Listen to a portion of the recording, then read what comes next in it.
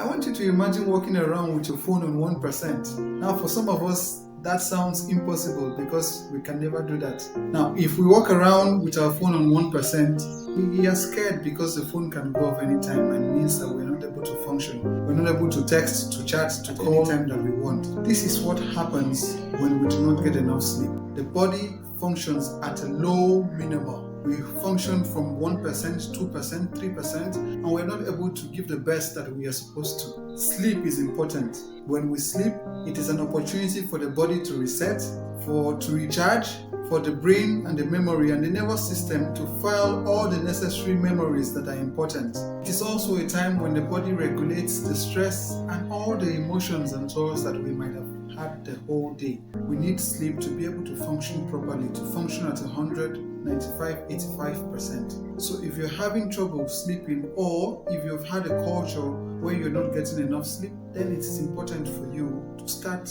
a culture that respects time for sleep. Now, research shows that between 6 to 8 hours of sleep a day is important for all of us. So for some people, it might be 8 hours. For others, it might be as little as 6 hours. But it is important for us to put in that amount of time. If you're having trouble going to bed, then there are some rituals or some things that you can put in place to address this. One of it could be to set a timer 30 minutes before going to bed that gives you time to do away with every other thing and as you prepare for bed. And once you get into bed, you keep the phone aside. That could be one strategy that you could use. Another strategy is the brain dump.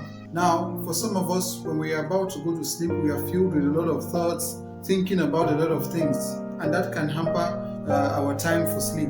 What we could do is that 20 minutes before time, we could get a pen and a paper, a jotter or a journal, and write down everything that goes through our mind. The process or the importance of doing this is to make sure you put everything you are thinking on paper and leave it there and see if that helps you concentrate better. The third strategy is a 5-minute body scan, where you just lie in bed for the first 5 minutes and become aware of all the feelings going through your body, where the tension is coming from, where the anxiety is, where the discomfort is, just to become aware of that and gradually let that go as you get ready to sleep.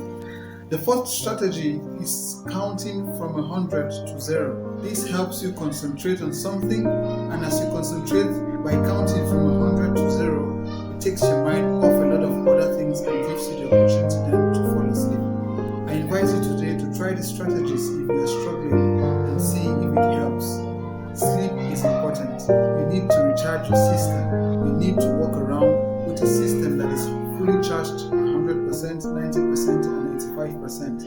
Remember, when we operate from 1%, we are not able to do our best and do what is necessary.